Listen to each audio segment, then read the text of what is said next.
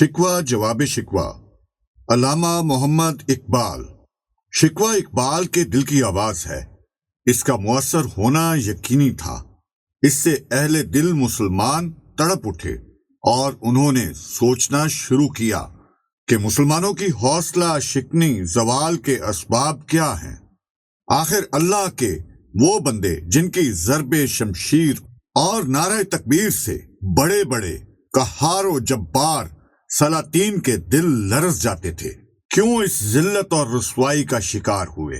علامہ محمد اقبال نے شکوہ میں ایسا انداز اختیار کیا ہے جس میں مسلمانوں کے عظیم الشان حوصلہ افزا اور زندہ جاوید کارنامے پیش کیے گئے، لہٰذا اس نظم کے پڑھنے سے حوصلہ بلند ہوتا ہے، قوت عمل میں تازگی آتی ہے، جوش و ہمت کو تقویت پہنچتی ہے۔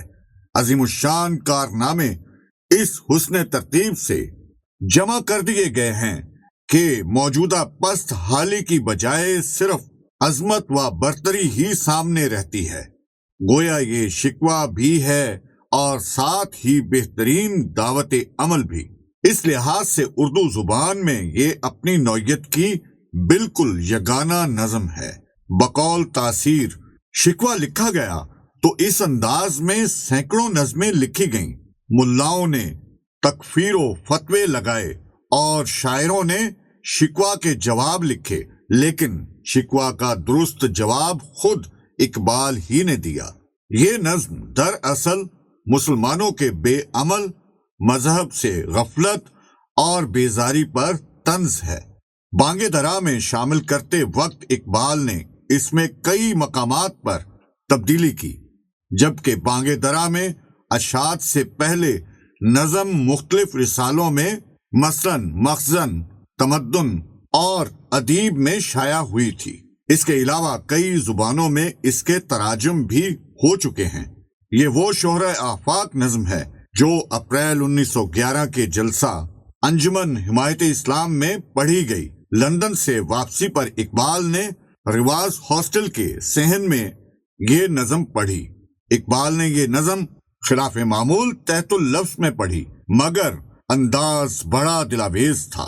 اس نظم کی جو کاپی اقبال اپنے قلم سے لکھ کر لائے تھے، اس کے لیے متعدد اصحاب نے مختلف رقوم پیش کیں اور نواب ذوالفقار علی خان نے 100 روپے کی پیشکش کی اور رقم ادا کر کے اصل انجمن پنجاب کو دے دی۔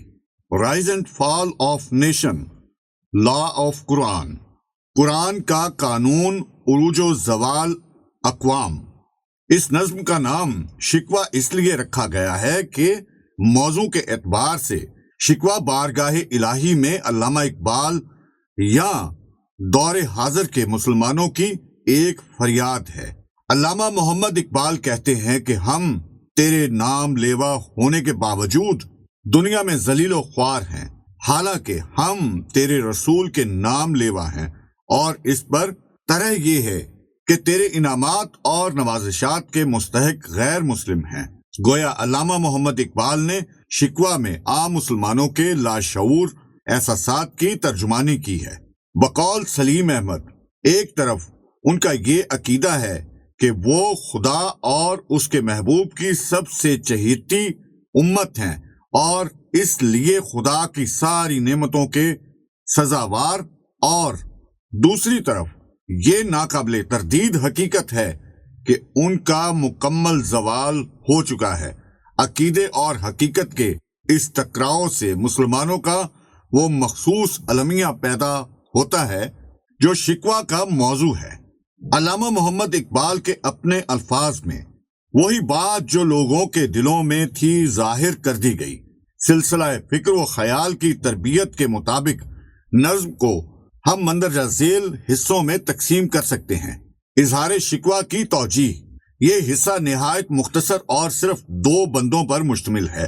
یہ 2 بند جن میں شکوہ کرنے کی وجہ بیان کی گئی ہے، اور یہ مسلمانوں کی موجودہ بدحالی اور پستی پر اقبال کے رد عمل کا اظہار ہے۔ اقبال کے خیال میں مسلمان اب زوال و انحطاط کی اس منزل کو پہنچ چکے ہیں کہ جہاں پر خاموش رہنا نہ صرف اپنی ذات بلکہ ملت اسلامیہ کے اجتماعی مفاد سے بھی غداری کے مترادف ہے۔ اس موقع پر قصہ درد سنانا گرچہ خلاف ادب ہے اور نالہ و فریاد کا یہ انداز گستاخانہ ہے، مگر ہم ایسا کہنے پر مجبور ہیں۔ اقبال کہتے ہیں کہ اے خدائے بزرگ و برتر، ارباب وفا کا شکوہ بھی سن لے، کسی لمبے چوڑے پس منظر یا غیر ضروری طویل تمہید کے بغیر اللہ تعالیٰ سے ہم کلام ہونا اسلامی تصورات کے عین مطابق ہے۔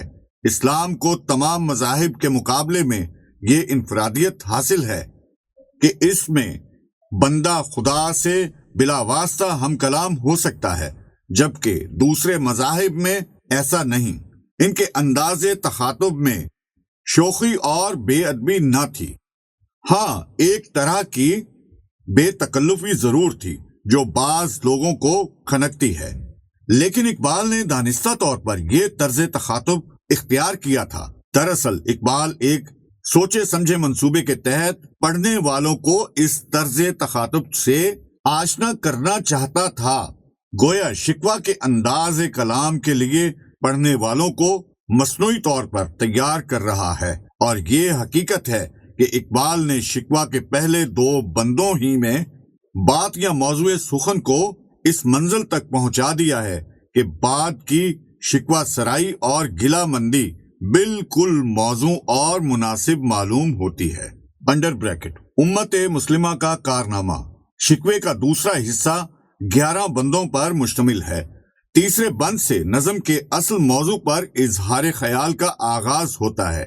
اس حصے کا آغاز اس مصرے سے ہوتا ہے، تھی تو موجود ازل سے ہی تیری ذات کریم۔ 13ویں بند تک علامہ اقبال نے امت مسلمہ کے عظیم کارناموں کا تذکرہ کیا ہے، دنیا میں مسلمانوں کی حیثیت اور اہمیت کو اجاگر کر دیا ہے۔ سب سے پہلے دنیا کی حالت اور تاریخ کا منظر پیش کرتے ہوئے بتاتے ہیں کہ یوں تو خدا کی ذات ازل سے اپنی سچائیوں سمیت موجود تھی، اور بڑی بڑی قومیں مثلاً سلجوق، تورانی، ساسانی، یونانی، یہودی، نصرانی آباد تھیں، لیکن توحید کا وہ تصور جو تمام اقوام کے لیے نیا تھا اور جو اسلامی تعلیمات کا سرچشمہ تھا، اس کی اشاعت و تبلیغ کے سلسلے میں جو کام امت مسلمہ نے کر کے دکھایا ہے وہ کام کسی سے بھی ممکن نہ تھا۔ یہاں اقبال مسلمان قوم کا ترجمان بن کر دعویٰ کرتا ہے کہ مسلمانوں نے بیمار اور جاہل امتوں اور مریض قوموں کے سامنے وہ علاج پیش کیا جو نقطہ توحید میں مضمر ہے۔ بس رہے تھے یہیں سلجوق بھی، تورانی بھی، اہل چین میں، ایران میں ساسانی بھی، اسی معمورے میں آباد تھے یونانی بھی، اسی دنیا میں یہودی بھی تھے نصرانی بھی۔ پر تیرے نام پہ تلوار اٹھائی کس نے، بات جو بگڑی ہوئی تھی وہ بنائی کس نے۔ اقبال بتاتے ہیں کہ ساری دنیا میں مسلمانوں کو ہی صرف یہ شرف حاصل ہے کہ انہوں نے خدا کے پیغام کو دنیا کے دور و دراز علاقوں یا کونوں تک پہنچایا۔ روم اور ایران جیسے ملکوں کو فتح کرنا کسی حیرت انگیز کارنامے سے کم نہیں ہے۔ انہی کی بدولت دنیا میں حق کی صدا گونجی۔ نظم کے اس حصے میں علامہ اقبال نے تاریخ اسلام کے جن ادوار اور واقعات کو مثال بنایا ہے، اس کی مختصر وضاحت یوں ہے۔ دی اذانیں کبھی یورپ کے کلیساؤں میں کا اشارہ سلطنت عثمانیہ کی ایک دور کی طرف ہے جب مسلمانوں کی سلطنت یونان، بلغاریہ، البانیہ، ہنگری اور آسٹریا تک پھیلی ہوئی تھی۔ اسپین پر بھی مسلمانوں کی حکومت تھی۔ یورپ کے ان علاقوں میں جہاں آج کلیساؤں میں ناقوس بجتے ہیں، کبھی مسلمانوں کی وہاں پر اذانیں گونجتی تھی۔ اس طرح افریقہ کے تپتے ہوئے صحراؤں کا علاقہ مصر، لیبیا، تیونس، مراکش اور الجزائر وغیرہ بھی مسلم سلطنت میں شامل تھے۔ شان آنکھوں میں نہ جچتی تھی جہاں داروں کی عملی تفسیر اور واقع سے ملتی ہے جب حضرت عمر فاروق کے دور میں مسلم وفد کے قائد ربیع ایرانی سپہ سالار رستم سے گفت و شنید کے لیے اس کے دربار میں گئے تو وہ اپنے نیزے سے قیمتی قالین کو چھیدتے ہوئے بے پرواہی سے تخت کے قریب جا پہنچے۔ تھے ہمیں ایک تیرے مارکا آرائیوں میں، خشکیوں میں کبھی لڑتے کبھی دریاؤں میں، دیں اذانیں کبھی یورپ کے کلیساؤں میں، کبھی افریقہ کے تپتے ہوئے صحراؤں میں، شان آنکھوں میں نہ جچتی تھی جہاں داروں کی، کلمہ پڑھتے تھے ہم چھاؤں میں تلواروں میں۔ 7ویں بند میں بت فروشی اور بت شکنی کی تلمیح اس حوالے سے ہے جب محمود غزنوی نے ہندو پجاریوں کی رشوت کو ٹھکراتے ہوئے سومناتھ کے بتوں کو پاش پاش کر دیا تھا۔ بحر ظلمات سے مراد بحر اوکیانوس ہے۔ بحر ظلمات میں دوڑا دیے گھوڑے ہم نے میں اشارہ ہے اس واقعے کی طرف جب ایک مسلمان مجاہد عقبہ بن نافع نے افریقہ کے آخری سرے تک پہنچ کر گھوڑا بحر اوکیانوس میں ڈال دیا تھا۔ دشت تو دشت ہیں دریا بھی نہ چھوڑے ہم نے، بحر ظلمات میں دوڑا دیے گھوڑے ہم نے۔ انڈر بریکٹ مسلمانوں کی حالت زبوں نظم کے اس حصے میں اقبال نے امت مسلمہ کے درخشاں ماضی کی جھلکیاں دکھاتے ہوئے نظم کا رخ مسلمانوں کی موجودہ حالت کی طرف موڑ دیا ہے۔ اقبال نے دوسری اقوام سے مسلمانوں کا موازنہ کر کے ان کی موجودہ زبوں حالی کو نمایاں کر دیا ہے۔ اقبال شکوہ کرتے ہیں کہ دنیا میں مسلمان جگہ جگہ غیر مسلموں کے مقابلے میں حقیر اور ذلیل اور رسوا ہیں، جس کی وجہ سے دنیا کی دوسری اقوام ان پر خندہ زن ہیں۔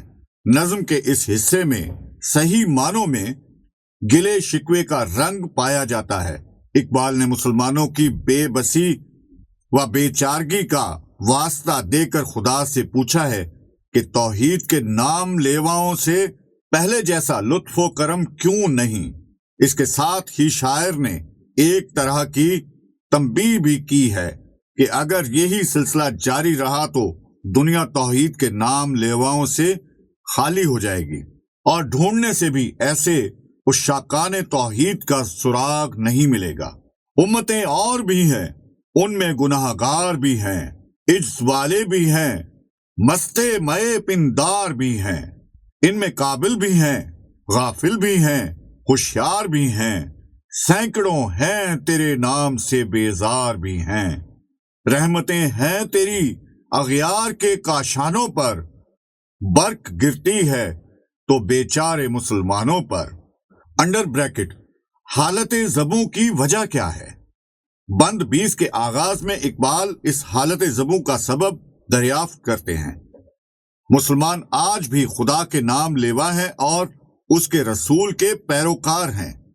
آج بھی ان کے دلوں میں اسلام کے بارے میں ایک زبردست خوش و جذبہ اور کیفیت عشق موجود ہے۔ اقبال متاسف ہیں کہ اس کے باوجود عنایات خداوندی سے محروم ہیں۔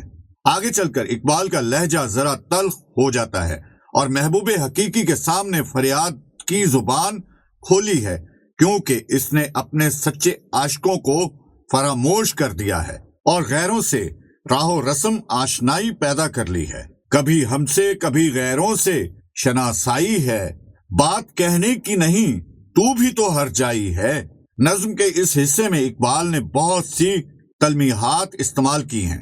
لیلا، قیس، دشت و جبل، شور، سلاسل اور دیوانہ نظارہ، محمل کی تراکیب و تلمیحات وغیرہ۔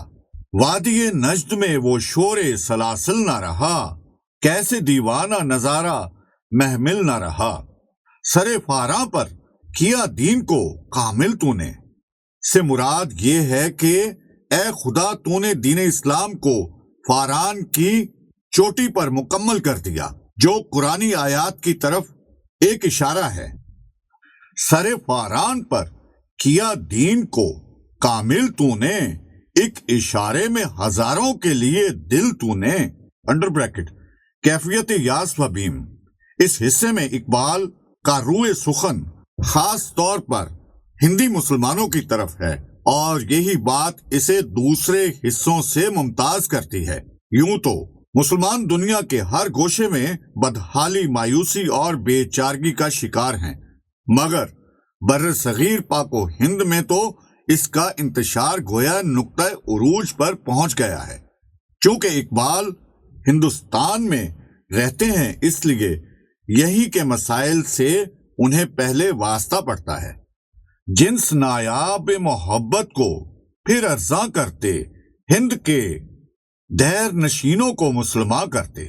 یہ بہت بلیغ شعر ہے کہ ہندوستان میں ہزاروں سال رہنے کے بعد ہند کے مسلمان بھی اسی طرح ہندی ثقافت اور فلسفے میں رنگے گئے ہیں۔ ان میں بت پرستوں ہندوؤں کے ساتھ میل ملاپ کی وجہ سے انہی کی سی خصلتیں پیدا ہو گئی ہیں، اس لیے ان کو دیر نشین کہنا کوئی غلط بات نہیں۔ علامہ اقبال نے ہمیشہ اپنی گفتگو میں یہی خیال ظاہر کیا ہے کہ اگر ہندوستان کے سارے مسلمان حقیقی معنوں میں مسلمان بن جائیں تو وہ ساری دنیا کو فتح کر سکتے ہیں۔ نغمے بیتاب ہیں تاروں سے نکلنے کے لیے، طور مستر ہے اسی آگ میں جلنے کے لیے۔ انڈر بریکٹ دعائیہ اختتام۔ علامہ اقبال کی خواہش تھی کہ ہندوستان کے سارے مسلمان حقیقی معنوں میں مسلمان ہو جائیں تو وہ ساری دنیا کو فتح کر سکتے ہیں۔ نظم کے آخری حصے میں شاعر کی یہ آرزو ایک دعا کی شکل میں ڈھل جاتی ہے، اور دعا کا یہ سلسلہ نظم کے آخری شعر تک چلتا ہے۔ امت مسلمہ کو درپیش مسائل و مشکلات کے حل کے لیے اقبال دعا گو ہیں۔